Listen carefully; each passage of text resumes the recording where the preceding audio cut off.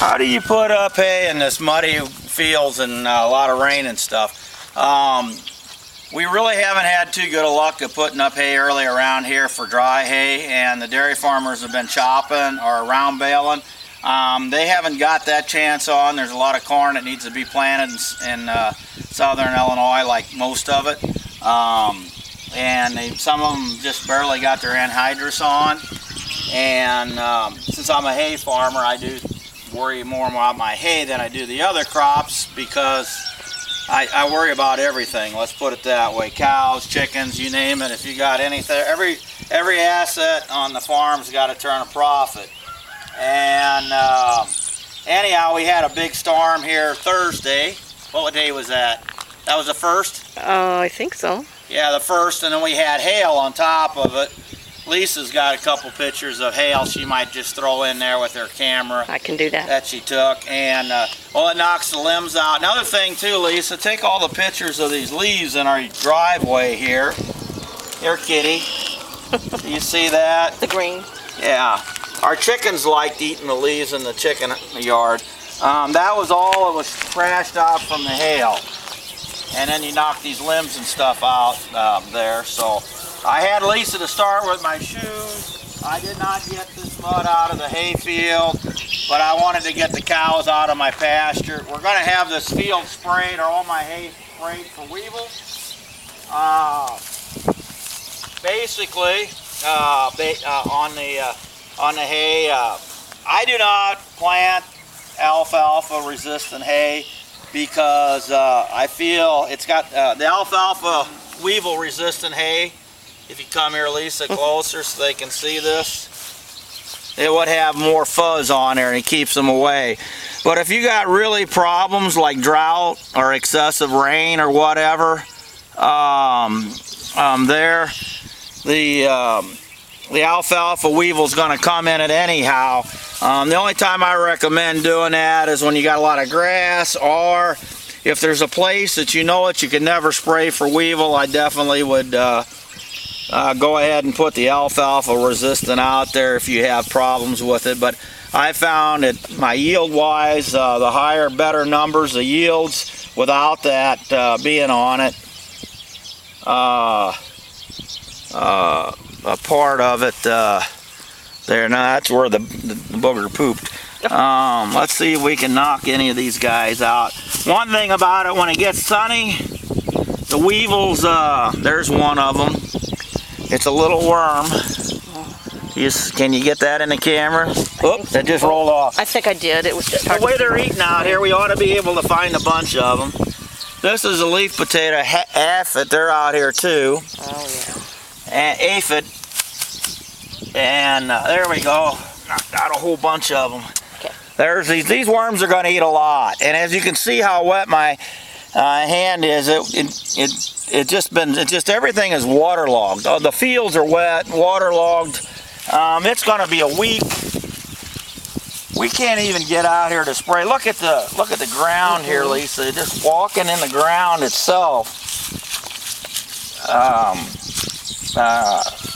being on the ground. If we went over this, probably stepping like I'm doing right here, it would do severe damage to the roots and stuff on the hay.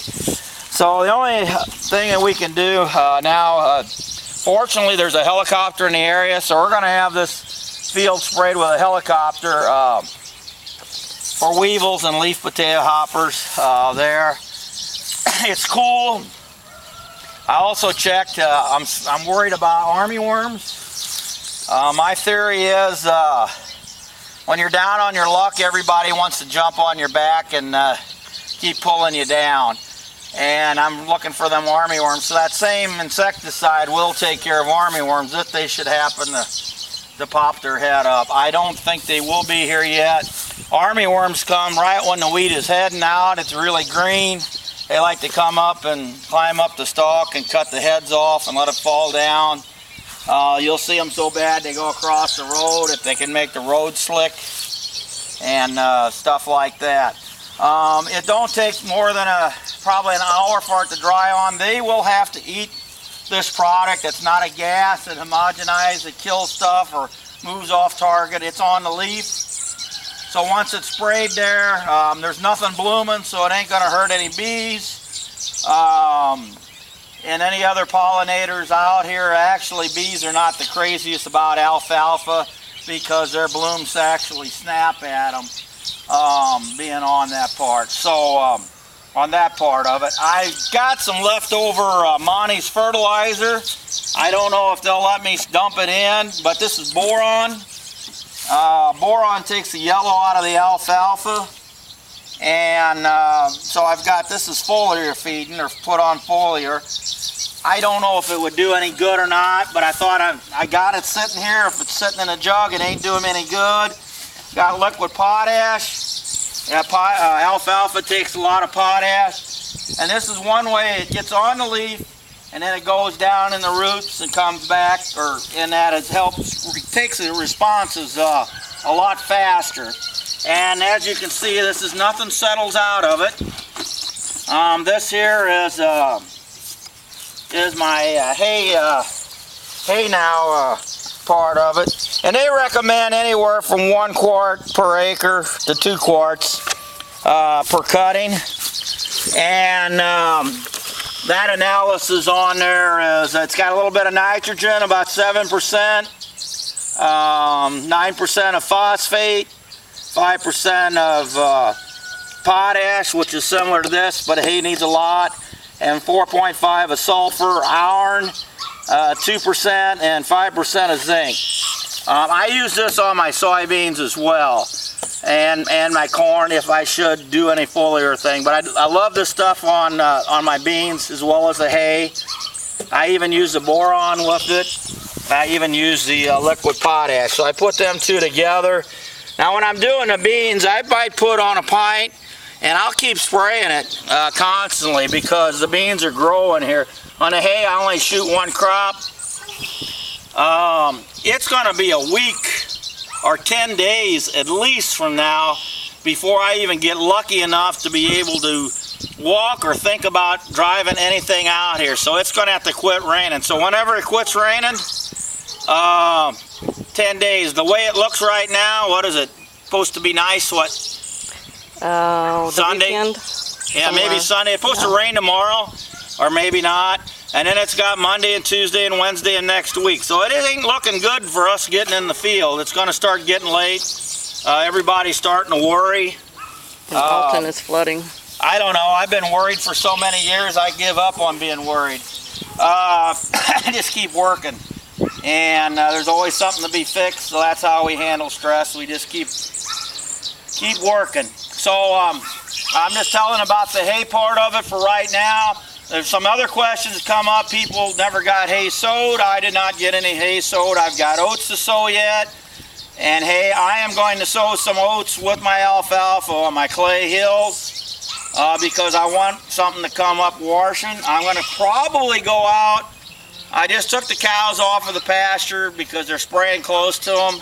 And I'm going to re-sow the pasture. My grain drill will be another show here before long on a YouTube commercial where I'm putting in pasture seeds. And I'm going to throw some of them oats out there to get some use out of it. And so anyhow, we're going to quit on this. And then whenever the helicopter comes back, we'll add to it. So I'm hoping to get video of the helicopter spraying these fields. And I'll be manning the camera and being on that part of it. So, Cat, you're going to have to move when they start spraying there. It seems like wherever we're at, you're laying down and having a good time. So, he's been having an easy time of catching mice here lately because they ain't staying in the ground. It's too wet. They're climbing out of their holes because they're flooded. So he's getting fat and happy off of the mice. So at least he's out doing his job. So thank you all. When the helicopters fly, we'll get some footage on it. And I'm excited about helicopters. I've got about 100 hours on an R-22. I love flying. I love flying a helicopter. It's kind of like the ultimate track hoe type of thing. And I really wanted to do this kind of work. I got into spraying in 1982 in a pickup truck, and he hit all these washouts and field tiles and stuff, and this little bean on the top of your cap somehow or another ended up on the top of the cab of the pickup. It hurt, and I just thought it would be great to be flying, but the problem with being an ag spray is insurance. Helicopters ain't cheap, but they're charging me 12 bucks an acre to spray and about $2.50, $3 for the chemicals. So the chemicals are really not there. It'll probably have to wait 6 days before we can cut any hay, and it's going to take at least 6 days to a week. If it keeps raining, it might take 2 weeks before we get out here. This weevil that's here now has already did a damage to the hay, and I was waiting on it. If it wouldn't have rained, I'd cut this and bale it to get it out of the way. My theory on putting up hay, anytime the hay is close enough, big enough to cut, to make at least something, and it ain't got rain forecast, go out and cut hay, because next week when you wait for the optimum time, you might have a week of bad weather. It's shot. This alfalfa on the hay, I think, is a 220. It's more headed for the hills, and then I've got different varieties around here that I can personally take a look at. But I like this about right in front of our house here and stuff. So being on there. Also, I got a power line going over the corner of the hayfield. I told the guys, make sure you tell that helicopter pilot there's a power line here.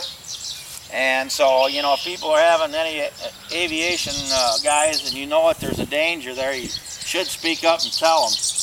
Of course, they're well trained, but it's nice to know if you got it on your mind to speak up. And so anyhow, we'll see what happens. We'll wait for them to come now. So go from there.